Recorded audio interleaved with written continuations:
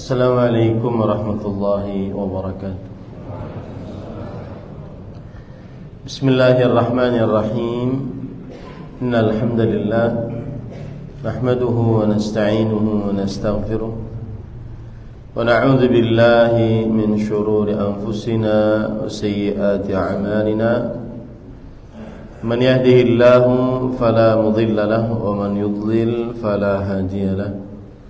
وأشهد أن لا إله إلا الله وحده لا شريك له وأشهد أن محمدا عبده ورسوله يا أيها الذين آمنوا اتقوا الله حق تقاته ولا تموتن إلا وأنتم مسلمون يا أيها الناس اتقوا ربكم الذي خلقكم من نفس واحدة وخلق منها زوجها وبث منهما رجالا كثيرا ونساء واتقوا الله يا أيها الذين آمنوا اتقوا الله وقولوا قولا سديدا يصلح لكم أعمالكم ويغفر لكم ذنوبكم ومن يطع الله ورسوله فقد فاز فوزا عظيما أما بعد فإن أصدق الحديث كتاب الله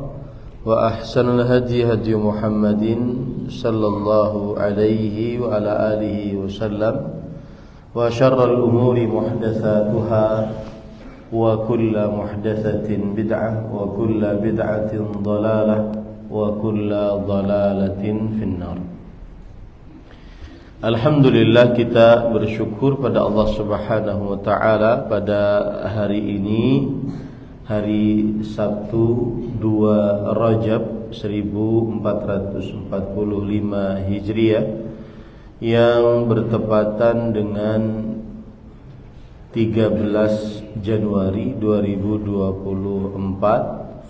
Kita dimudahkan oleh Allah Subhanahu wa taala untuk kembali duduk bersama mengkaji ayat-ayat suci Al-Qur'an dan hadis-hadis Rasul sallallahu alaihi wa ala alihi wasallam. Salawat dan salam semoga selalu Allah berikan kepada Nabi kita Muhammad sallallahu alaihi wa ala alihi wasallam, pada keluarga beliau, para sahabat, serta orang-orang yang mengikuti beliau sampai hari kiamat kelak. Dengan nama-nama Allah yang husna dan sifat-sifatnya yang mulia, kita berdoa, Allahumma inna nas'aluka ilman nafi'an wa rizqan tayyiban wa amalan mutaqabbala. Allahumma amin. Allahumma anfa'na bima 'allamtana wa 'allimna ma yanfa'una wa zidna 'ilman. Allahumma inna na'udzubika min 'ilmin la yanfa' wa min qalbin la yakhsha' wa min nafsin la tashba' wa min du'ain la yusma'. Allahumma amin. Ahibati fillah, afanillah wa iyyakum. Jamaah Masjid Al-Barakah Sawah Baru yang saya cintai karena Allah, semoga Allah Subhanahu wa taala selalu memberikan afiat kepada kita di dunia dan di akhirat. Mulai pertemuan ini dengan memohon petunjuk dan pertolongan dari Allah Subhanahu wa taala, kita memulai membaca kitab baru yang berjudul Ashru Rakaiza fi Tarbiyatil Abna, 10 dasar dalam mendidik anak. Dan ini juga ditulis oleh Fadilat Syekh Profesor Dr. Abdul Razak bin Abdul Muhsin Al-Badr hafizahullah ta'ala. Dan ini adalah pemilihan yang mudah-mudahan cocok dan diperlukan oleh jamaah Masjid Al-Barkah. Di beberapa tempat kajian rutin saya di Jakarta juga memulai beberapa kitab yang baru. Seperti tadi malam saya di Masjid Baitus Salam Cilandak juga memulai kitab yang baru, yaitu kitab Arkanil Islam, belajar rukun Islam.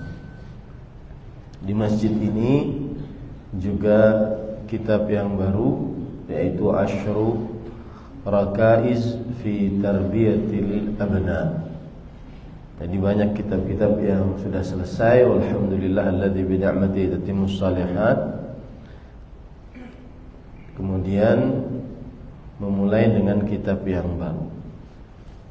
Sebagaimana biasa kita membaca dan kemudian kita mengambil beberapa faedah. Jika ada yang perlu dijelaskan lebih mendalam, maka saya akan berhenti di hal tersebut.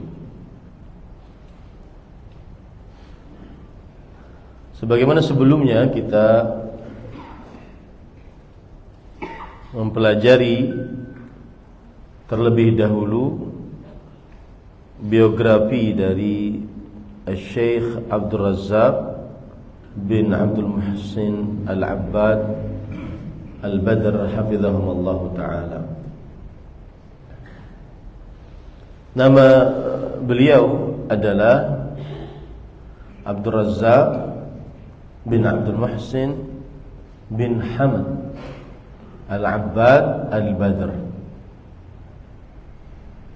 dan beliau lahir pada tanggal 22 bulan Dzulqa'dah 1382 Hijriah. Dan tempat kelahiran beliau adalah sebuah daerah namanya Zulfi. Ini dekat kota Riyadh. Sekarang beliau tinggal di kota Madinah. Dan pendidikan beliau yaitu mengambil Bakalorius S1 di Fakultas Syariah di Universitas Islam Madinah.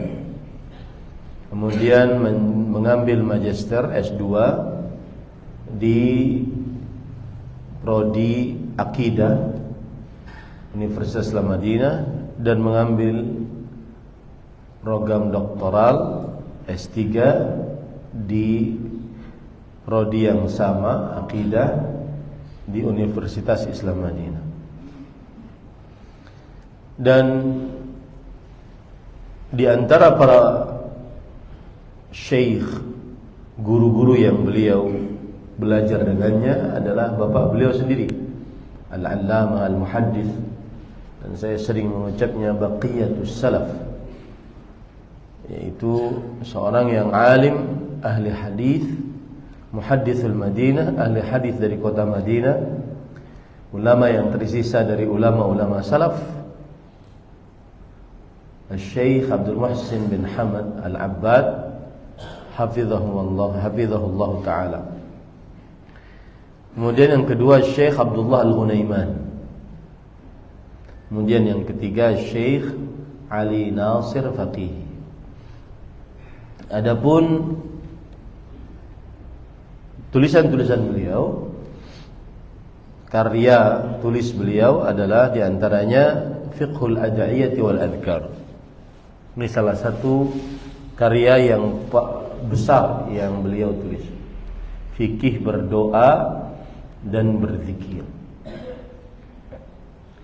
Kemudian saat magister yang beliau hasilkan dari penulisan adalah Juhud Al-Allamah Abdurrahman bin Nasir As-Sa'di fi Taqrir Masail Al-Aqidah, yaitu perjuangan ataupun pengorbanan Syekh Al-Allamah Abdurrahman bin Nasr As-Sa'di yang punya kitab tafsir As-Sa'di dalam penetapan masalah akidah.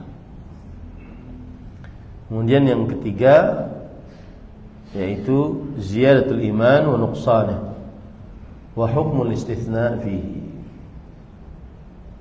Bertambah keimanan dan berkurangnya, dan hukum mengecualikan di dalamnya. Maksud mengecualikan di sini adalah yaitu seseorang mengatakan saya orang beriman insyaallah. Apa hukum mengucapkan insyaallah? Saya orang beriman insyaallah. Dan bolehkah juga mengucapkan saya orang muslim insyaallah? Bolehkah seperti itu? Itu dibicarakan dalam masalah akidah. Kemudian juga banyak kitab yang sangat luar biasa yang dimiliki oleh Fadilat Syekh Abdul Razak bin Abdul Muhsin.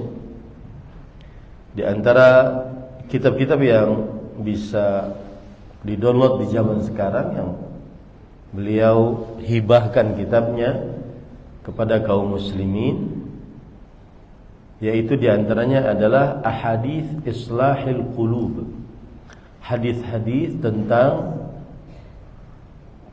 pensucian hati. Ini juga kitab bagus untuk dibahas. Ada beberapa, dan sepertinya untuk masjid ini, selama saya masih diberi jadwal di masjid ini, kita akan senantiasa fokus kepada kitab-kitab yang ditulis oleh Fadilat Syekh Abdul Razak bin Abdul Muhsin Al-Badr.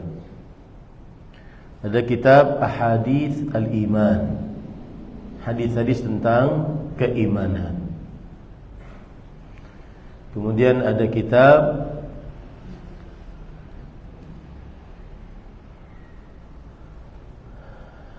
Ahaditsul Adhkar wal Ada'iyah, hadis-hadis tentang zikir dan doa. Kemudian ada kitab Asharatu Asbab Linsyirahis Sadr, 10 sebab penenang hati. Ini banyak kitab-kitab yang sangat luar biasa yang beliau tulis, ya. Ada kitab menarik, Itsbat Annal Muhsin min Asma'illahil Husna, yaitu penetapan bahwa Al-Muhsin termasuk dari nama-nama Allah yang husna. Ini karena nama bapak beliau adalah Abdul Muhsin. Nah, ada orang yang menganggap bahwa itu tidak boleh, lalu beliau bela bapaknya bahwa Al-Muhsin termasuk dari nama Allah Subhanahu wa taala, maka boleh di depannya menggunakan kata Abdul Muhsin. Banyak kitab-kitab yang beliau miliki. Dan para ikhwah yang dirahmati oleh Allah Subhanahu wa taala, Syekh masih sehat wal afiat, dan kalau kita hitung tadi beliau lahir pada tahun 1300 berapa tadi? 83. Sekarang kita 1445.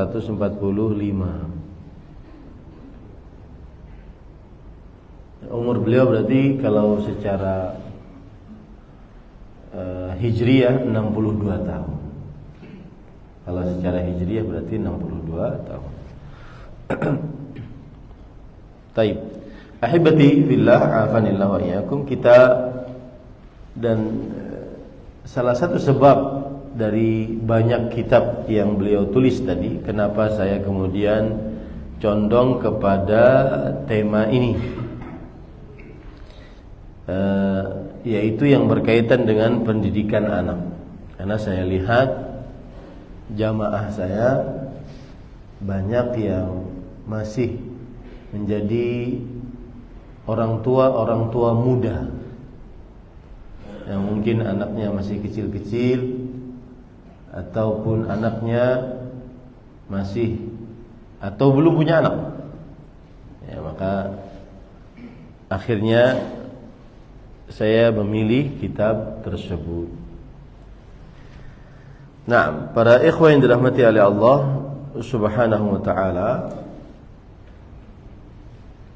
kita baca pendahuluan yang dibawakan oleh penulis Fadilat Syekh Profesor Dr. Abdul Razzaq bin Abdul Muhsin Al-Badr hafizahumullah taala. Dan beliau sekarang kegiatannya adalah sudah selesai, tidak lagi mengajar di Universitas Islam Madinah sebagai dosen tetap, tetapi lebih mengajar di Masjid Nabawi. Guru besar akidah di Masjid Nabawi. Dan menggantikan duduknya di kursi bapaknya, karena bapak beliau Fadilatul Syekh Al-Allamah Abdul Muhsin sudah tidak sanggup, tidak lagi mengajar di Masjid Nabawi karena uzur.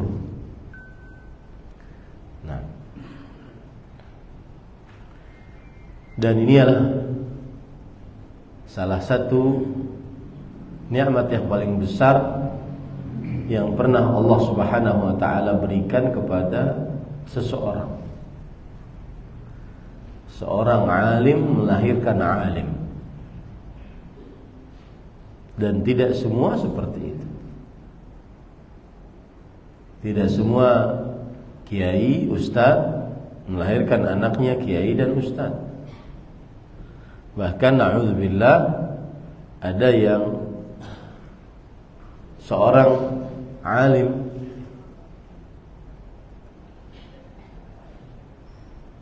akan tetapi anaknya sekuler, anaknya ateis. Na'udzubillah. Salah satu kesuksesan orang tua tersebut, seorang alim melahirkan alim. Akan tetapi bagaimanapun petunjuk dari Allah Subhanahu wa taala. Asalnya memang seorang alim melahirkan alim, sebagaimana yang diisyaratkan oleh Allah Subhanahu wa taala dalam Al-Qur'an. Dzurriyyatan ba'dhuhum min ba'd. Yang artinya keturunan memiliki pokok dari keturunan yang sama. Ayat ini Allah sebutkan ketika Allah Subhanahu wa taala berfirman tentang pemilihan Nabi Ibrahim yang akhirnya melahirkan para nabi alaihi wassalatu wassalam. Nabi Ibrahim melahirkan Ismail, dari Ismail alaihissalam melahirkan Nabi Muhammad sallallahu alaihi wasallam. Kemudian Nabi Ibrahim alaihissalam melahirkan Ishaq, dari Ishaq sekitar 16 nabi yang lahir. Ishaq, Ya'qub, Yusuf, Musa, Isa, Yahya, Ilyas, Ilyasa', Zulkifli, dan seterusnya, 16 nabi. Ini disebut dzurriyyatan ba'dhuha min ba'd.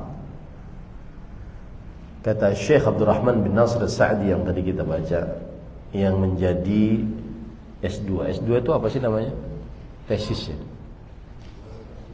Tesis. Yang menjadi tesis dari Fadilat Syekh Abdul Razzaq bin Muhsin, ay hasalat tanasub wa tashakulu fil akhlaqi wal khilqah. Antara keturunan dengan pokok keturunan akan terjadi kesamaan, kesesuaian di dalam perkara jasmani dan akhlak. Nah, ini para ikhwan yang dirahmati oleh Allah Subhanahu wa taala. Tetapi ada kadang-kadang Allah bertakdir dengan keadilannya dan hikmahnya. Ada kadang bapaknya Nabi, anaknya tidak beriman. Ini hikmah yang Allah ingin buktikan bahwa semua di tangan Allah Subhanahu wa taala. Tapi sejatinya seharusnya seyogianya seorang alim melahirkan alim. Adapun yang tidak melahirkan itu Allah Subhanahu wa taala bertakdir, dan di dalam takdir Allah ada hikmah. Di antaranya tidak ada yang bisa memberikan petunjuk kecuali Allah Subhanahu wa taala. Bahkan sampai anak Nabi pun tidak beriman. Tetapi sebaliknya, istri seorang ateis pengaku Tuhan beriman. Asiyah binti Muzahim beriman, istrinya Fir'aun. Anak laki-lakinya Nabi Nuh alaihissalam tidak beriman. Semua atas petunjuk Allah Subhanahu wa taala. Baik. Ahibati fillah, afanillah wa iyyakum, kaum muslimin yang saya cintai karena Allah, semoga Allah Subhanahu wa taala selalu memberikan afiat kepada kita di dunia dan di akhirat. Beliau mengatakan Bismillahirrahmanirrahim. Sebagaimana yang sudah kita sering pelajari, Bismillahirrahmanirrahim ditulis karena mengikuti Al-Quran, yang mana Bismillahirrahmanirrahim dimulai di setiap surat dari surat-surat Al-Quran kecuali surat Bara'ah, surat Taubah. Penulis ketika mengucapkan Bismillahirrahmanirrahim ini mengikuti Al-Quran.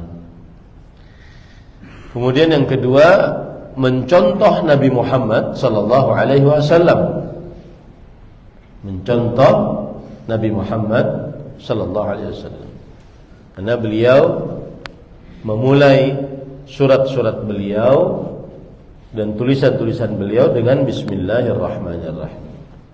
Seperti dalam hadis riwayat Bukhari disebutkan beliau menulis surat kepada Heraklius. Di situ disebutkan Bismillahirrahmanirrahim. Min Muhammadin abdillahi wa rasulih ila Herakl azimir Rum.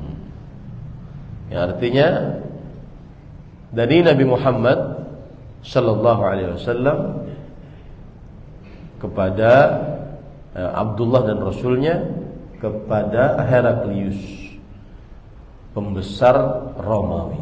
Salamun ala man ittaba'al huda. Semoga keselamatan atas siapa saja yang mengikuti petunjuk. Nah, ini surat diawali dengan Bismillahirrahmanirrahim. Kemudian yang ketiga, sebab dimulai kitab dengan tulisan Bismillah untuk meminta pertolongan kepada Allah, yaitu bertabarruk dengan nama Allah Subhanahu wa taala.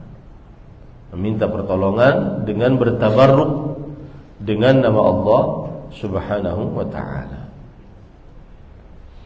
Kemudian yang keempat adalah mengikuti perbuatan para salafus salih, yaitu diantaranya Imam Bukhari rahimahullahu ta'ala. Di dalam kitab sahihnya beliau menulis kitabnya dengan Bismillahirrahmanirrahim. Nah, kemudian para ikhwan yang dirahmati oleh Allah Subhanahu wa taala, adapun hadis dari Abu Hurairah yang berbunyi kullu amrin dhi balin la yubda'u fihi bi bismillahirrahmanirrahim fahuwa aqta'. Setiap perkara yang penting tidak dimulai di dalamnya dengan bismillahirrahmanirrahim, maka dia terputus berkahnya. Para ikhwan yang dirahmati oleh Allah Subhanahu wa taala, ini hadis adalah hadis yang lemah karena di dalamnya terdapat Ibnu Imran. Ibnu Imran dikenal dengan Ibnul Janadi, dan beliau itu karena yudha'afu fi riwayatihi wa yut'anu alaihi fi madhhabihi, yani at-tashayyuh. Beliau riwayatnya lemah dan juga mazhabnya menyimpang, yaitu agak ke syiah-syiahan, tasyayyu'. Jadi hadis tadi tidak benar. Tetapi hadis yang lemah tadi diamalkan oleh para ulama rahimahumullah ta'ala karena maknanya benar.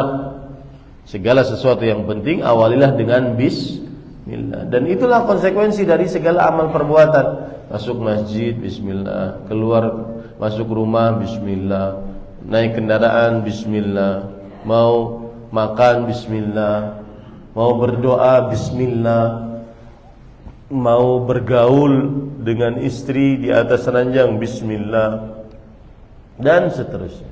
Hampir seluruh perbuatan seorang muslim dalam kehidupannya sehari-hari dia mengucapkan bismillah.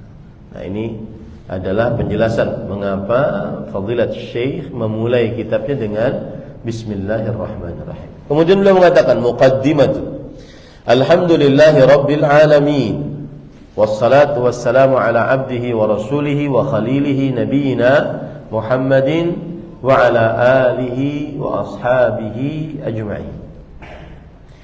Artinya segala puji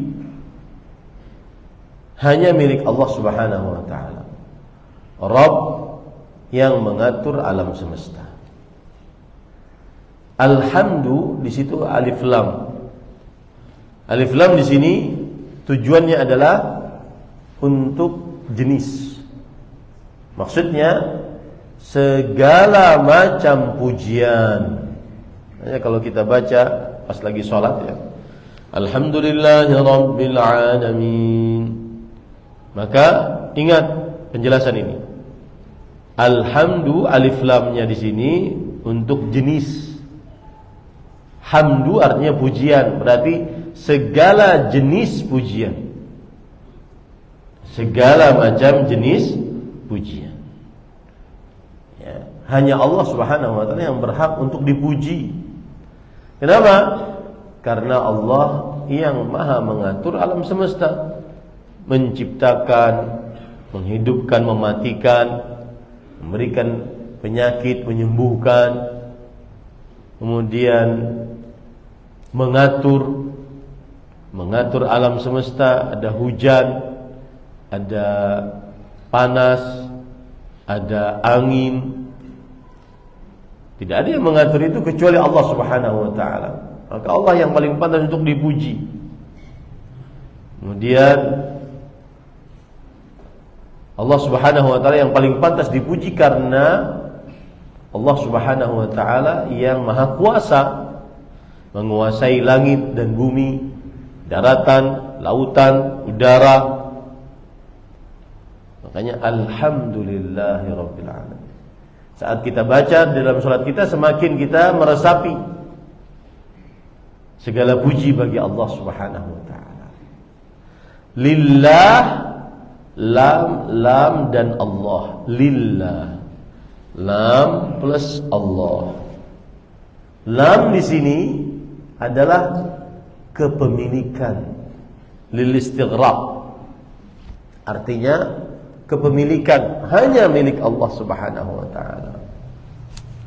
Kemudian satu lagi, alhamdu, pujian. Ini beda dengan kesyukuran. Kesyukuran bahasa Arabnya asyukru. Alhamdu, pujian. memuji Allah. Apa bedanya memuji dengan bersyukur? Bedanya dari dua sisi. Kita memuji Allah karena dua hal. Karena dapat nikmat dari Allah, kita puji Allah Subhanahu wa taala. Dapat kesehatan, dapat keimanan, dapat keluarga yang sakinah, mawaddah, rahmah, dapat harta, makan, minum, pakaian. Kita memuji Allah karena kita dapat nikmat dari Allah. Dan kita juga memuji Allah yang kedua karena kekuasaan Allah. Kita melihat bumi dengan sedemikian rupa pengaturannya.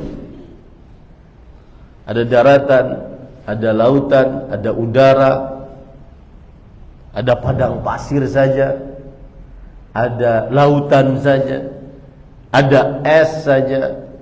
Itu semuanya membuat kita terpesona. Akhirnya memuji Sang Pencipta.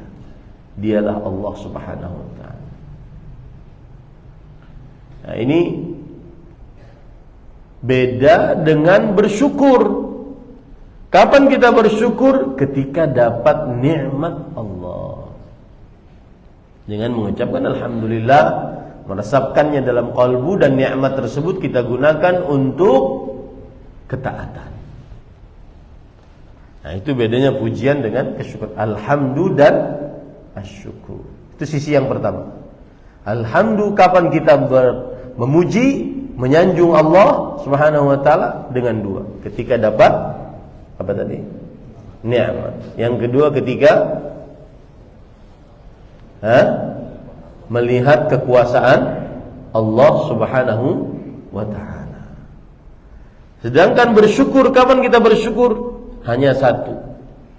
Kapan itu? Saat dapat nikmat. Itu bedanya alhamdu dengan asyukur. Tapi bedanya yang kedua, alhamdu dengan asyukur adalah cara memuji, cara bersyukur beda. Cara memuji dengan mengucapkan pujian.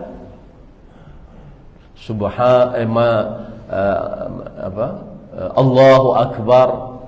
Ketika melihat yang agung-agung, Allahu Akbar. Melihat hal-hal yang pantas dan layak untuk Allah, Allahu Akbar. Ketika melihat hal-hal yang tidak layak untuk Allah, Subhanallah. Ketika mendapatkan nikmat dari Allah, alhamdulillah. Itu semua pujian. Cara memuji dengan lisan. Satu saja, dengan lisan. Allahu Akbar, Masya Allah, alhamdulillah, Subhanallah, ya. Sedangkan cara bersyukur ada tiga.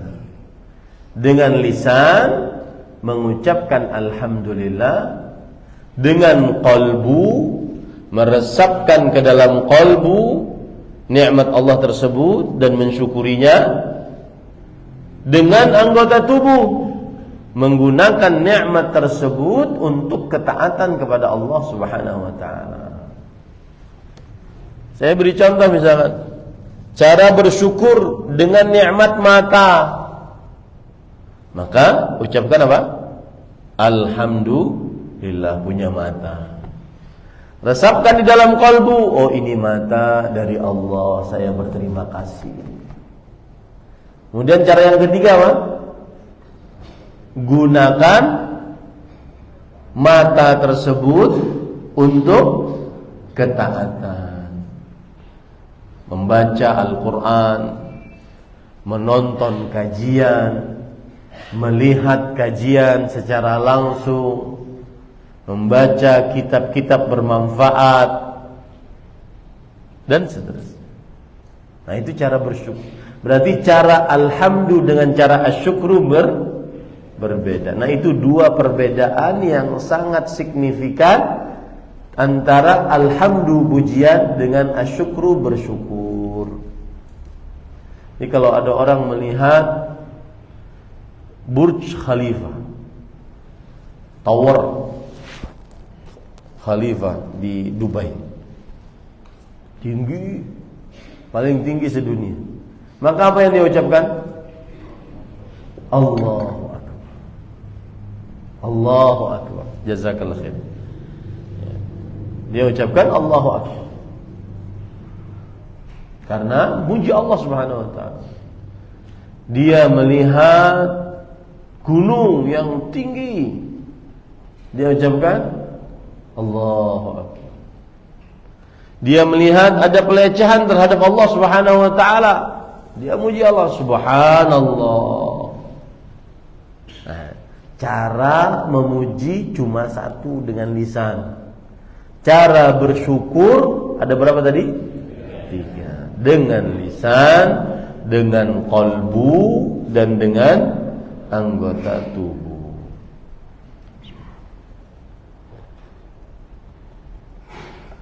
Baik. Kemudian para ikhwan yang dirahmati oleh Allah Subhanahu wa taala, ketika Allah berfirman, alhamdulillahi rabbil alamin. Rabb ada 3 komponen Rabb, yang darinya akhirnya nanti ada rububiyah. Rabb itu yang mencipta, al-khalqu. Rabb itu yang mengatur, at-tadbir. Rabb itu yang berkuasa, al-malik atau al-mulk. Penciptaan, pengaturan, kekuasaan. Itulah Rabb.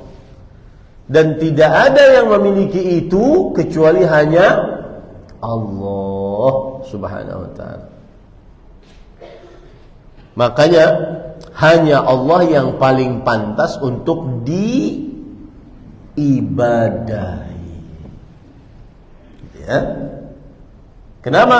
Karena hanya Allah Rabb.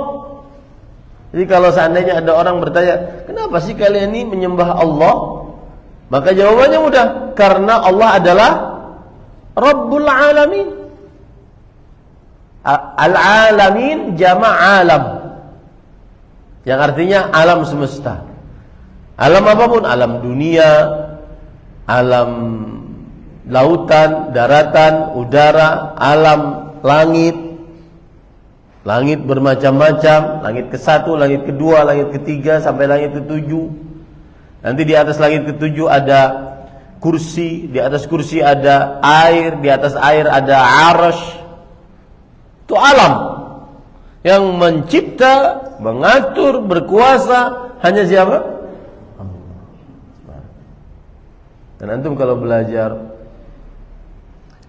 kitab tauhid, nanti di akhir-akhir kitab tauhid ada penceritaan tentang kekuasaan Allah Subhanahu wa taala. Bagaimana jarak antara kursi dengan air?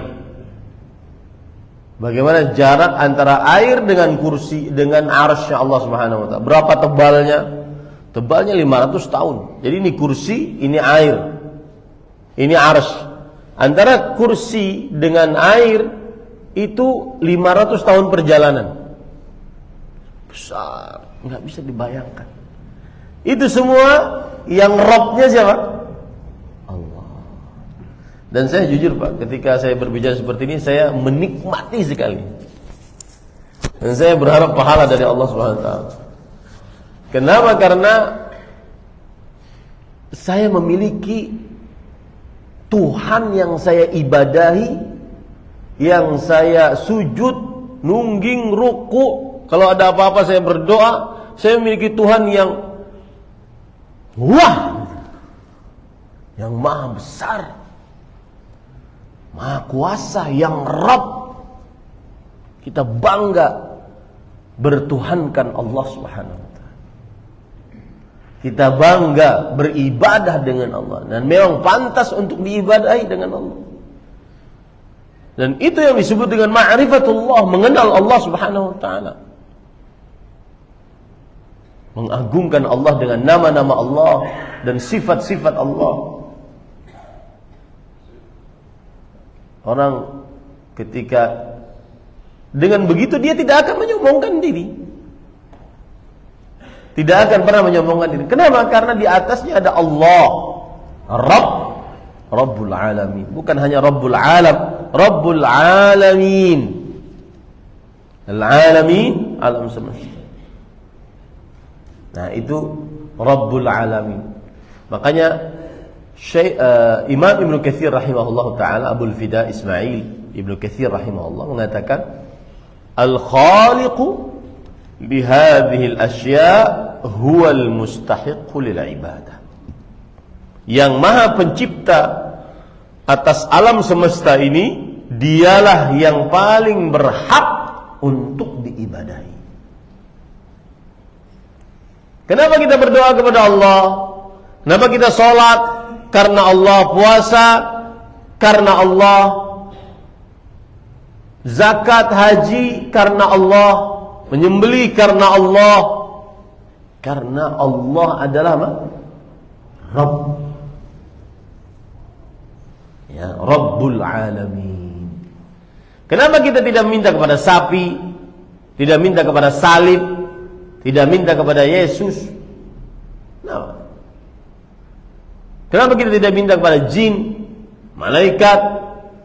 Maka jawabannya apa? Karena bukan Rabb. Mudah.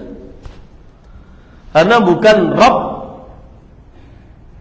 Rabb itu tadi 3 komponen. Al-khalqu wal mulku wat tadbir. Penciptaan, kekuasaan dan pengaturan. Dan itu mencakup semua. Mematikan, menghidupkan, menyembuhkan, memberikan penyakit. Itu masuk semua dalam situ. Menurunkan hujan, mengeringkan, masuk semua itu. Memberikan rezeki, memiskinkan, mengayakan, menumbuhkan, mematikan, masuk semua dalam 3 komponen tadi. Bisa dimaklumi ya. Ini namanya Rabbul Alamin. Maka begitu juga, coba usahakan di dalam doa. Dalam doa, usahakan sebelum minta itu berlezat-lezat lisan Bapak Ibu saudara-saudara sekalian untuk memuji kerububiyahan Allah. Ya Allah, Engkaulah yang maha pengatur.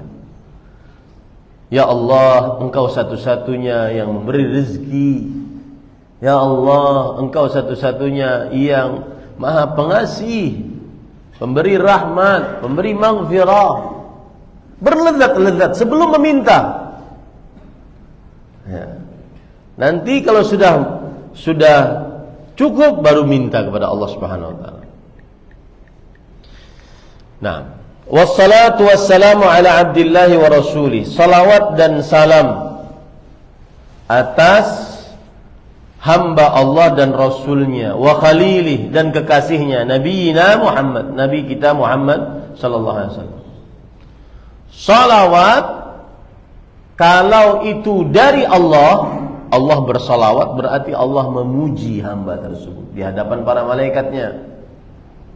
Oh, mungkinkah Allah bersalawat? Iya, kan disebutkan dalam Al-Quran, dalam surah Al-Ahzab, Innallaha wa malaikatahu yusalluna ala nabi. Sesungguhnya Allah dan para malaikatnya bersalawat atas Nabi. Menunjukkan bahwa Allah bersalawat. Selawatnya Allah atas seorang hamba, maksudnya adalah sana'uhu fil mala'il a'la. Allah memuji hamba tersebut di hadapan para malaikat. Adapun salawat dari seorang hamba kepada hamba lainnya, maka maksudnya adalah mendoakan keberkahan. Jadi kalau kita mengucapkan Allahumma salli wa sallim ala nabiyyina Muhammad, contoh yang hari kemarin, hari Jumat, itu silakan cek, kita sekarang di hari Sabtu, silakan cek prestasi salawat kita berapa banyak di hari Jumat. Nah, itu perintah Rasulullah sallallahu alaihi wasallam, inna min afdali ayyamikum yaumal jum'ah fa'akthirus salata fihi alai. Sesungguhnya hari yang paling utama bagi kalian adalah hari Jumat, maka perbanyaklah salawat atasku di dalam hari tersebut. Nah, ketika kita mengucap Allahumma salli wa sallim ala nabiyina Muhammad, Allahumma salli wa sallim ala nabiyina, itu maksudnya adalah kita berdoa kepada Allah agar Nabi kita Muhammad sallallahu alaihi wasallam diberkahi oleh Allah Subhanahu wa taala. Ini arti salawat. Dan salawat yang paling afdal di dalam salat adalah yang diajarkan oleh Rasul sallallahu alaihi wasallam di dalam hadis-hadisnya. Allahumma salli ala Muhammad wa ala ali Muhammad kama sallaita ala Ibrahim wa ala ali Ibrahim innaka Hamidum Majid. Allahumma barik ala Muhammad wa ala ali Muhammad kama barakta ala Ibrahim wa ala ali Ibrahim innaka Hamidum Majid. Ini yang paling afdal di dalam salat atau juga di luar salat. Meskipun di luar salat kita boleh bersalawat dengan sigat apapun, dengan lafaz apapun selama tidak berlebihan atau menyimpang maknanya. Nah, salawat dan salam atas hambanya. Ini gelar Rasul sallallahu alaihi wasallam yang paling utama, yaitu Rasulullah sallallahu alaihi wasallam adalah Abdullah. Sebagaimana hadis Rasul sallallahu alaihi wasallam, innama ana abdun faqulu abdullahi wa rasuluh. Sesungguhnya aku ini adalah budak, abdun, maka silahkan kalian ucapkan Muhammad sallallahu alaihi wa alihi wasallam Abdullah. Dan karena Nabi Muhammad sallallahu alaihi wasallam Abdullah, fala yu'bad, maka beliau tidak boleh diibadahi, tidak boleh berdoa kepada Nabi Muhammad sallallahu alaihi wasallam. Tidak boleh beristighatsah kepada Nabi Muhammad sallallahu alaihi wasallam. Tidak boleh beristi'adzah, minta perlindungan kepada Nabi Muhammad sallallahu alaihi wasallam. Kenapa? Karena beliau Abdullah, hamba Allah. Apa dalil bahwasanya beliau adalah hamba Allah dalam Al-Qur'an? Surat Al-Isra ayat 1. Subhanalladzi asra bi'abdihi, maha suci Allah yang telah mengisrakan hambanya. Abdihi, gelar paling istimewa dimiliki oleh Rasulullah SAW adalah Abdullah. Dan kalau Abdullah, fala yu'bad, tidak boleh diibadahi. Tidak boleh sholat kepada Rasulullah, tidak boleh ruku kepada Rasulullah, tidak boleh sujud kepada Rasulullah, tidak boleh berdoa isti'anah, isti'adah, istighatsah kepada Rasulullah sallallahu alaihi wasallam, kecuali nanti di akhirat kita meminta kepada Rasul sallallahu alaihi wasallam agar beliau memberi syafaat. Apa maksudnya memberi syafaat? Beliau meminta izin kepada Allah untuk mendoakan umatnya. Nah, ini para ikhwan, itu Abdullah, la yu'bad. Ingat baik-baik itu. Ya, saya sengaja ulang-ulang itu agar antum kalau keluar dari majelis ini, Abdullah la yu'bad, Abdullah la yu'bad. Itu yang sering diulang oleh ustaz. Ya. Kadang-kadang ustaz ngajar ini juga harus mengetahui ilmu menyampaikan. Ya, karena kalau sudah sering disampaikan, manusia itu akan ingat Abdullah la yu'bad. Abdullah tidak diibadahi, wa rasulihi, dan rasulnya. Sebagaimana Allah Subhanahu wa taala berfirman, Muhammadun Rasulullah. Muhammad sallallahu alaihi wasallam adalah Rasulullah sallallahu alaihi wa ala alihi wasallam. Dalam surat Al-Fatah ayat 29. Begitu juga dalam surat Ali Imran ayat 144. Wa ma Muhammadun illa rasul. Tidaklah Muhammad sallallahu alaihi wasallam kecuali seorang rasul. Kemudian juga Allah berfirman dalam surah Al-Ahzab ayat 40. Ma kana Muhammadun aba ahadin min rijalikum walakin Rasulullah. Bukanlah Muhammad sallallahu alaihi wasallam adalah bapak salah seorang di antara kalian, akan tetapi beliau adalah Rasulullah. Surat Al-Ahzab ayat 40. Dan kalau Rasulullah la yukadzab, Apa artinya? Tidak boleh didustakan. Rasulullah tidak boleh didustakan. Syariatnya tidak boleh didustakan. Kabar-kabar yang beliau bawa tidak boleh didustakan. Sunnah beliau tidak boleh didustakan. La yukadzab. Inilah dua gelar yang istimewa yang dimiliki oleh Rasulullah SAW, yang kalau kita memberikan gelar itu kepada Rasulullah SAW, niscaya kita akan selamat dari sikap ghulu, ifrat, atau dari sikap jafa, tafrid. Ghulu, berlebih-lebihan mengagungkan Rasulullah SAW sehingga disejajarkan dengan Allah Subhanahu Wa Taala, atau jafa, merendahkan Rasulullah SAW sehingga tidak cocok dengan kedudukan beliau. Ya, kalau ada orang terlalu meninggikan, maka kita ucapkan Rasul Muhammad sallallahu alaihi wasallam Abdullah, tidak boleh diibadahi. Kalau ada orang merendahkan Rasul sallallahu alaihi wasallam, maka kita ucapkan Muhammad sallallahu alaihi wasallam adalah Rasulullah, tidak boleh didustakan. Nah, ini subhanallah, gelar ini apa ya? Gelar ini luar biasa gitu.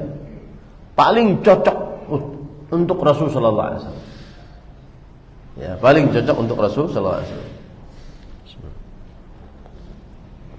Kemudian beliau wa khalilihi, khalil, sebagaimana hadis Rasul sallallahu alaihi wa ala alihi wasallam bahwa Rasulullah sallallahu alaihi wasallam bersabda, innallaha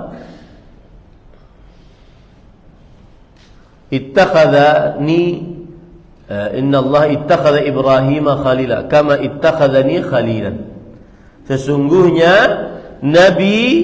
Allah Subhanahu wa taala menjadikan Nabi Ibrahim sebagai khalil. Apa itu khalil? Khalil adalah a'la maratibil mahabbah. Rasa cinta yang paling tinggi itu namanya khullah. Jadi bukan hanya kekasih sebenarnya. Nggak tahu pakai bahasa Indonesianya apa itu. Kalau kekasih masih ya orang yang dicintai gitu ya. Tapi sering diterjemahkan Khalilullah, kekasih Allah. Sebenarnya kalau dalam bahasa Arab khullah, khalil itu adalah a'la maratibil mahabbah, tingkatan cinta yang paling tinggi. Ya, coba antum cari istilah bahasa Indonesianya apa itu? Orang dicintai dan cintanya paling tinggi, Khalilullah. Dan ini disebutkan oleh Rasul sallallahu alaihi wasallam bahwasanya beliau adalah Khalilullah. Nah, Nabi Muhammadin sallallahu alaihi wasallam, Muhammad sallallahu alaihi wasallam artinya adalah orang yang terpuji. Dan beliau adalah nabi kita sallallahu alaihi wasallam, umat yang terakhir. Dan semenjak Nabi Muhammad sallallahu alaihi wasallam diutus menjadi nabi dan rasul, maka seluruh agama-agama dan ajaran-ajaran seluruhnya sebelum beliau wajib mengikuti ajaran Rasulullah sallallahu alaihi wasallam. Kenapa? Karena beliau adalah khatamun nabiyyin. Beliau adalah penutup para nabi. Dan seluruh umat manusia semenjak beliau diutus menjadi nabi dan rasul wajib mengikuti ajaran beliau. Kalau tidak, maka diancam dengan nerakanya Allah Subhanahu wa taala. La yasma'u bi ahadun min hadhil ummah yahudi wala nasrani thumma lam yu'min billadhi ursiltu bih illa kana min ashabin nar. Tidaklah seorang Yahudi dan Nasrani mendengar apa yang aku bawa, kemudian ia tidak beriman dengan apa yang aku bawa, melainkan ia akan menjadi penghuni neraka. Wa ala alihi wa ashabihi ajma'in, atas kerabatnya ya, kemudian para sahabatnya seluruhnya. Amma ba'du, ini adalah sunnah di dalam sebuah di dalam sebuah surat amma ba'du. Dan biasanya setelah amma ba'du kalau bahasa Arabnya pakai fa. Amma ba'du fa. Nah, di sini Syekh juga menyebutkan seperti itu. Fa inna min ahammil wajibatil jasimah wal amanatil azimah allati yajibu 'alal 'abdi an ya'taniya biha fi hadhil haya abna'ahu.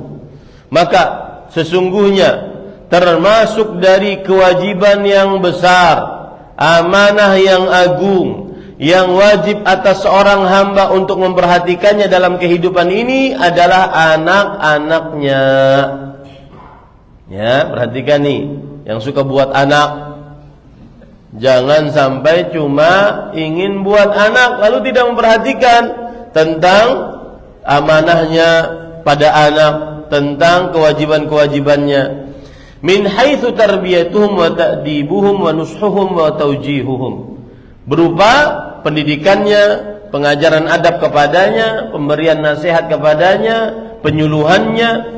Fa innal abna'a min jumlatil amanatil 'azimati allati amara Allah 'azza wa jalla bi ri'ayatiha wa hifdhiha. Karena sesungguhnya anak-anak, laki-laki ataupun perempuan, dari istri satu, istri dua, istri tiga, istri empat, ya.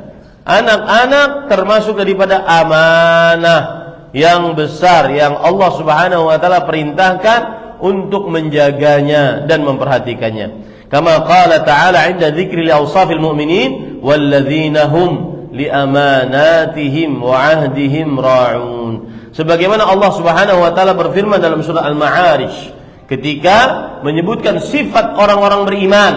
Salah satu sifat orang beriman adalah dan orang-orang yang menjaga amanah dan perjanjian mereka. Sifat orang beriman menjaga amanah. Amanah yang dimaksud di sini adalah apa? Apa? Mendidik anak. Amanah yang dimaksud di dalam surat Al-Ma'arij ayat 32 adalah mendidik anak. Kemudian penulis mengatakan, wa qala 'azza wa jal, dan kemudian Allah Subhanahu wa taala berfirman, ya ayyuhalladzina amanu la takhunullaha war rasula wa takhunu amanatikum wa antum ta'lamun. Wahai orang-orang beriman, janganlah kalian berkhianat kepada Allah dan Rasulnya dan mengkhianati amanah-amanah yang diberikan kepada kalian. Amanah di sini maksudnya apa? Salah satunya adalah pendidikan anak. Wa antum ta'lamun, dalam keadaan kalian menyadarinya. Wa'lamu annama amwalukum wa auladukum fitnah wa anna Allah 'indahu ajrun 'azim. Ketahuilah bahwasanya harta dan anak-anak kalian adalah fitnah. Catat ya, fitnah itu maksudnya adalah sesuatu hal yang genting yang bisa menghantarkan kepada kerusakan atau kehancuran. Maka harta sesuatu yang genting, penting, tapi bisa menghantarkan kepada kehancuran dan kerusakan. Anak juga demikian. Kalau seandainya salah dalam mendidiknya, kalau seandainya tidak amanah dalam mendidik anak, wa anna Allah 'indahu ajrun 'azim. Dan Allah di sisinya pahala yang besar. Para ikhwan yang dirahmati oleh Allah Subhanahu wa taala, di sini sering saya mengingatkan pada surat Al-Anfal ayat 28 ini. Faedah dari ayat surat Al-Anfal ayat 28, saya bacakan dulu artinya ya. Dan ketahuilah bahwasanya harta dan anak-anak kalian adalah godaan, ujian, yang kalau orang tidak lulus dalam ujiannya, dia bisa menghantarkan kepada kerusakan, kehancuran harta dan anak. Ya. Nah, kapan seseorang tergoda, terperosok ke dalam kehancuran, kemaksiatan, kesyirikan, kemunafikan gara-gara harta dan anak, maka obatnya adalah mengingat surga Allah. Ya, kapan seseorang dia tergila-gila dengan harta, akhirnya melalaikan kewajiban, melanggar maksiat. Kapan seseorang terlalu sayang terhadap anak, akhirnya melanggar kewajiban dan melanggar kemaksiatan yang dilarang dan melalaikan kewajiban gara-gara anak. Maka obatnya kalau sudah seperti ini, wa annallaha 'indahu ajrun 'azim. Ketahuilah di sisi Allah ada surga yang lebih bagus daripada harta dan anak kalian. Ini konsep hidup, Pak.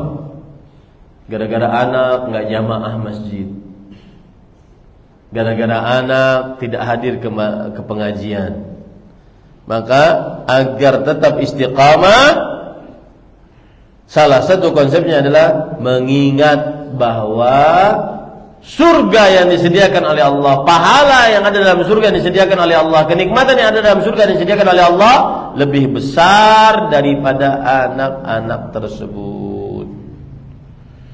Ya, bisa dipahami ini para ikhwan yang dirahmati Allah. Dan ini poin pertama, keyakinan kita terhadap anak, keyakinan seorang muslim terhadap anak, bahwa anak itu adalah fitnah.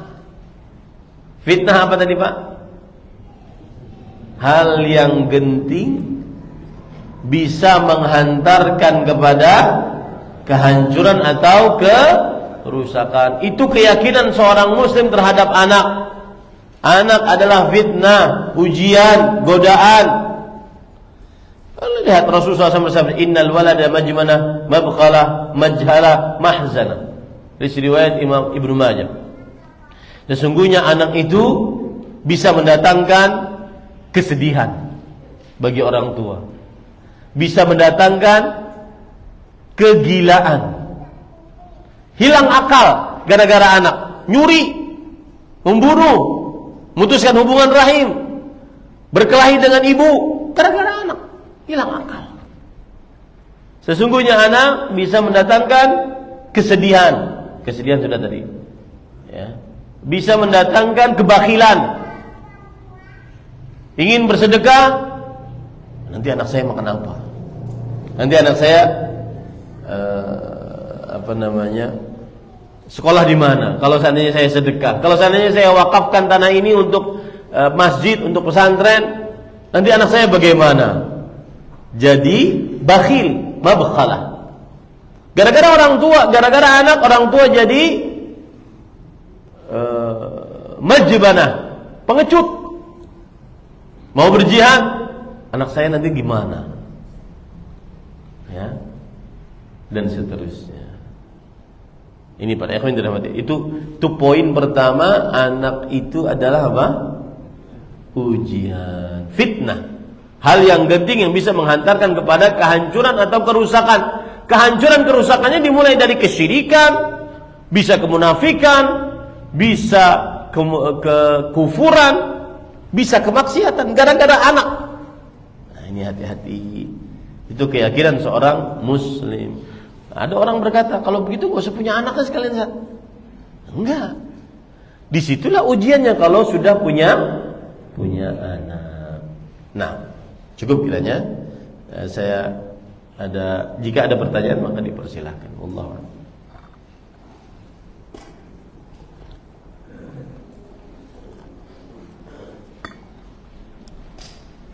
Nah.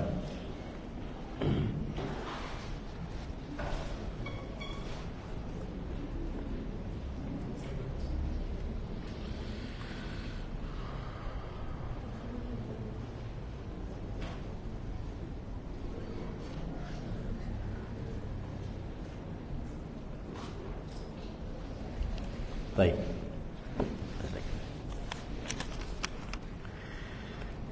Afwan Pak Ustadz, saya punya anak dari kecil dididik sunnah. Namun saya sedih setelah besar semua beda, dikarenakan pergaulan semuanya jauh dari sunnah, dari berpakaian dan amalannya. Jadi pertanyaan, bagaimana untuk mengatasinya?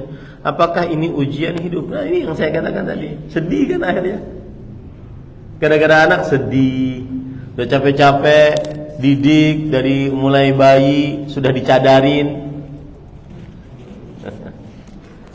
Nah, bayi dicadarin ngapain, nanti umur 17 tahun gak pakai jilbab. Jangan terlalu ekstrimnya hidup. Anak-anak gak wajib pakai cadar. Ya, anak-anak nggak wajib pakai jilbab. Belum wajib, ya sudah, nggak usah diwajibkan. Biarkan mereka akan bergerak, mereka ini. Saya kemarin ke Ma'had Imam Bukhari, ada daurah di situ bersama Fadilat Syekh Ibrahim bin Amir Rahim. Anak-anak kecil, umur mungkin 3-4 tahun, perempuan belum pakai jilbab, ini biasa aja karena nggak harus pakai jilbab. Anak kecil. Nanti kalau sudah balik baru. Ini masih orok sudah dicadarin. Nah, ini nasihat saya ya. Pada ikhwan, kalau mengatasi seperti ini, maka harus berjuang orang tuanya. Perjuangan paling pertama adalah memperbanyak apa? Doa. Dan ini yang dilakukan oleh para salafus saleh. Beliau mengatakan, Sa'id bin Musayyib mengatakan, inni la azidu fi salati li waladi. Aku menambah di dalam doaku untuk anak-anakku. Perbanyak doa untuk anak-anak kepada Allah Subhanahu wa taala. Mereka sangat memerlukan doa. Yang kedua adalah ajak ke majelis ilmu. Ya, ajak ke majelis ilmu agar mengenal agama Islam dengan baik dan benar. Yang ketiga, jaga pergaulan. Dan pergaulan paling utama untuk dijaga adalah HP-nya. HP-nya itu paling utama untuk dijaga. Enggak usah orang-orang lain yang banyak-banyak macam-macam. HP-nya dijaga. Kami di pesantren mengeluh dengan orang tua yang membiarkan anak-anaknya menonton para pemain game di internet. Kan ada orang main game tuh, ditonton oleh anak kita. Itu omongannya kan kasar-kasar, ucapannya kan kotor-kotor. Itu masuk, dan itu sudah menjadi latah. Anak-anak santri akhirnya latah dengan itu. Kita capek-capek mendidik mereka agar berakhlak mulia di rumah dengan atas nama kasihan Ustaz. Dihancur pendidikan 4 bulan 5 bulan dihancur dengan 2 pekan. Paham ya? Nah, ini para ikhwan. Makanya sering saya katakan antara orang tua dan pengurus lembaga pendidikan itu konsepnya adalah ta'awun, saling tolong menolong, bukan antara tuan dan majikan, tuan dan pekerja. Nih uangnya Ustaz ya, jadikan anak saya simsalabim jadi anak soleh, enak aja ente. Ya, nggak bisa dibayar itu dengan uang. 24 jam kita. Ya, nggak bisa dibayar dengan uang. Uangnya hanya untuk makan, hanya untuk operasional, itu uangnya hanya untuk itu. Adapun tenaga, pikiran, menguras tenaga, menguras pikiran, menguras perasaan, kadang-kadang itu nggak bisa dibayar itu. Harus ta'awun. Ketika liburan seperti ini tadi, dijaga anaknya. Dan penjagaan paling utama dari HP di zaman sekarang. Tidak haram dia memakai HP, tetapi dijaga apa yang dilihat, apa yang dia tonton, dijaga anaknya. Nah, itu kiatnya, doa paling pertama. Ya, yang kedua, suri tauladan. Dan ingat nih Pak, saya pesan ya, karena ini pengalaman. Anak-anak yang bermasalah di pesantren itu adalah hasil dari orang tua yang bermasalah. Anak homo gara-gara orang tuanya bermasalah. Dia tidak dapat karena orang tuanya divorce, cerai, dia akhirnya tidak memiliki figur ayah. Figur ayah itu penting Pak, bukan hanya duit yang ngobrol dengan anak, bermain dengan anak, lama ngobrol. Coba antum, berapa lama bisa ngobrol sama anak? Anak laki-laki ataupun perempuan? Berapa lama kalau seandainya kita, bagaimana sikap anak kalau seandainya kita datang ke rumah langsung, Abah? Kapan bisa seperti itu? Baik mereka masih kecil atau sudah dewasa. Ini pengalaman, Pak. Pengalaman. Yang bermasalah di pesantren, keluarganya pasti bermasalah. Bapak ibunya cerai, tidak dapat kasih sayang bapak. Ya, kasih sayang bapak itu bukan uang saja, Pak.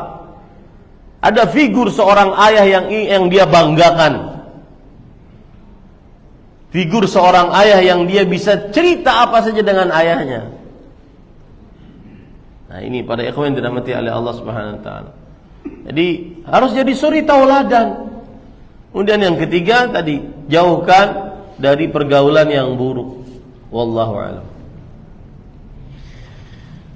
Apa hukum bekerja di perusahaan yang mensupport LGBT? Saya sudah putuskan untuk resign, namun kondisi sekarang sepertinya tidak lebih baik bagi saya sekeluarga. Padahal saya yakin meninggalkan karena Allah akan diganti lebih baik. Tolong bagaimana pendapat dan nasihat buat saya. Ketika antum yakin bahwa itu perusahaan adalah pendukung dari homoseksual, kemudian pendukung dari suka sesama jenis perempuan, lesbian, maka itu lebih baik. Jadi cara berpikirnya itu gini, saya meninggalkan yang haram akan diganti oleh Allah dengan sesuatu yang lebih baik. Bukan lebih baiknya itu melulu harta, enggak. Tetapi ketika antum sudah berpindah dari yang haram kepada yang halal, itulah gantian dari Allah. Paham enggak cara berpikirnya? Jangan selalu berharap, mana Ustaz? Saya pernah diprotes nih gara-gara ini. Karena itu kan video saya yang viral. Ustaz, gara-gara antum saya meninggalkan yang haram, tapi sekarang hutang saya di mana-mana. Mana janji Allah itu?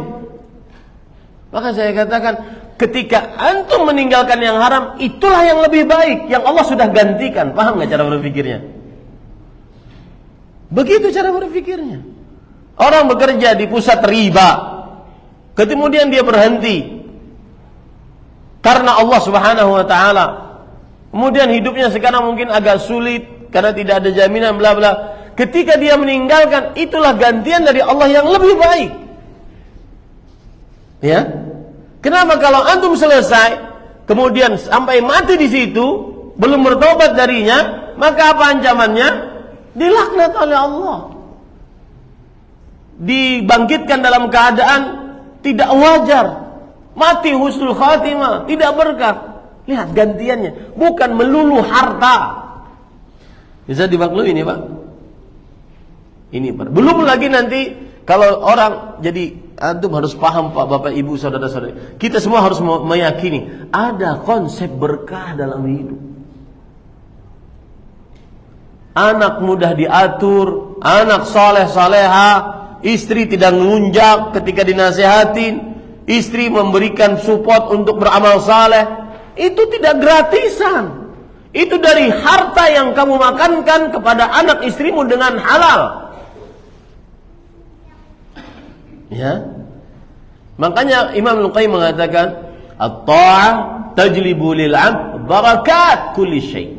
Ketaatan mendatangkan untuk hamba keberkahan dalam segala hal. Wal ma'siyah tamhaqu anhu barakatu kulli syai.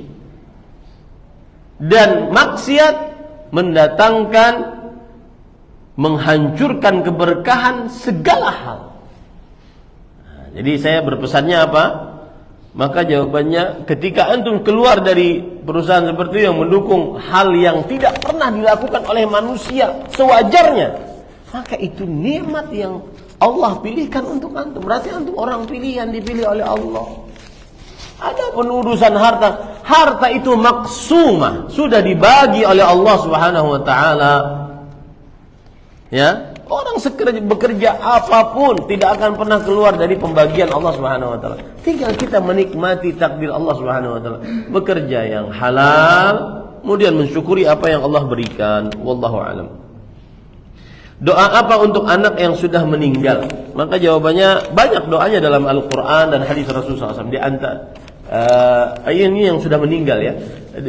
Di antaranya doa Rasulullah SAW, Allahumma ja'alhu salafan wa faratan wa zukhran liwalidayhi. Ya Allah, jadikan dia penerima kebaikan lebih dahulu, tabungan bagi orang tuanya, kemudian yang akan menunggu orang tuanya untuk memasukkan orang tuanya ke dalam surganya Allah Subhanahu wa taala. Ini luar biasa kalau seandainya ada seorang yang meninggal anaknya masih kecil, itu adalah zukhran, tabungan, asalkan orang tuanya bertauhid. Sampai dalam riwayat nanti anaknya menarik baju bapaknya sampai dimasukkan ke dalam surganya Allah Subhanahu wa taala. Mau tanya yang jelas tentang bulan Rajab, tentang puasa dan ibadah lainnya. Maka jawabannya bulan Rajab adalah bulan suci. Rasulullah SAW bersabda, as-sanatu 12 syahran minha arba'atun hurum. Thalathatun mutawaliyah, Dzulqa'dah wa Dzulhijjah wa al-Muharram. Wa Rajabu baina Jumada wa Sya'ban. Yang artinya satu tahun itu 12 bulan. Dari 12 bulan terdapat 4 bulan suci. 3 bulan berurutan, Dzulqa'dah, Dzulhijjah dan Al-Muharram. Kemudian bulan yang keempat, bulan Rajab yang diagungkan oleh kaum Mudhar, yang terletak antara bulan Jumada dengan bulan Sya'ban. Maka dia bulan suci. Kalau bulan suci kenapa emang Ustaz? Maka jangan sampai berbuat zalim di dalamnya. Adapun mengkhususkan puasa, maka tidak ada dalilnya. Ya, mengkhususkan ibadah, berkumpul memperingati Isra Mi'rajnya Rasul sallallahu alaihi wasallam, tidak ada syariatnya. Wallahu a'lam. Ada postingan tentang penulisan Allah dengan satu huruf Allah yang seharusnya ditulis dengan Allah 2 huruf A-L-L-A-A-H sesuai dengan aturan melafazkannya. Mohon penjelasannya bagaimana di dalam kitab-kitab terjemah selalu ditulis Allah seperti yang kita kenal. Jawabannya adalah kalau bahasa Indonesia kalau ingin selamat tulis aja Arabnya dah. Ingin selamat tulis saja Arabnya. Jangan terlalu dipermasalahin A-nya 2, A-nya 1 ya. Susah karena kita bahasa Indonesia. Susah. Wallahu a'lam. Terkadang cemburu melihat orang tua yang dianugerahi anak-anak yang saleh, taat, nurut. Apakah ini ujian penghapus dosa kita yang terus berusaha berdoa agar anak-anak menjadi saleh? Sedih. Kiat apa agar merubah anak? Jawabannya tadi doa, Pak. Jangan lepas dari doa, Pak. Kemudian suri tauladan yang baik. Kemudian setelah itu perhatikan pergaulannya. Capek kita milih teman, biarin aja. Capek memang. Karena ada beberapa orang mengatakan as-sahibu sahib. Sahib. Teman itu yang menarik, yang ngajak. Kita ingin tahu anak kita di luar rumah, lihat temannya. Lihat aja dia nongkrong sama siapa. Itu pasti sudah seperti itu, sama persis. Itu ambil kaidah itu. Itu hadis Rasulullah SAW. Al-mar'u ala dini khalili falyanzur amman yukhalil. Temannya seseorang sesuai dengan kebiasaan temannya, maka perhatikan dengan siapa dia berteman. Kita punya anak laki-laki perempuan di pesantren. Bagaimana dia di pesantren kita kan nggak tahu. Lihat saja temanmu mana. Oh ini, ya pecicilan, ya ngomongnya kotor, persis deh, pasti. Meskipun di rumah dia baik. Wallahu a'lam. Bolehkah bersalawat kepada Nabi Muhammad SAW dengan menambahkan Sayyidina? Boleh di luar sholat. Di dalam sholat maka salawatnya harus sesuai dengan yang diajarkan di dalam sunnah Rasul SAW tanpa kata Sayyidina. Tidak ada riwayat memakai Sayyidina yang sahih. Ya, wallahu a'lam. Teman saya sedang menyusui, tetapi saat berhubungan dengan suaminya, maaf suaminya pernah mencium, mohon maaf ya, puting istrinya. Karena teman saya karena kata teman saya hal itu boleh, walaupun ada air susunya. Bagaimana hukum Ustaz seperti itu? Allah Subhanahu wa taala berfirman, "Fa'tu harthakum anna syi'tum." Datangi lahan cocok tanam kalian dari mana saja. Istri mau diapain terserah deh, asalkan jangan berhubungan lewat dubur. Mau anaknya nyusu, suaminya nyusu, terserah deh. Ya. Wallahu alam, itu akhirnya terakhir susu. Nah, sudah, saya harus kajian di tempat yang jauh ya. Ini yang bisa saya sampaikan. Subhanakallah bihamdik, asyhadu an la ilaha illa anta astaghfiruka wa atubu ilaik. Wa sallallahu nabiyana Muhammad walhamdulillahi rabbil alamin. Wassalamualaikum warahmatullahi wabarakatuh.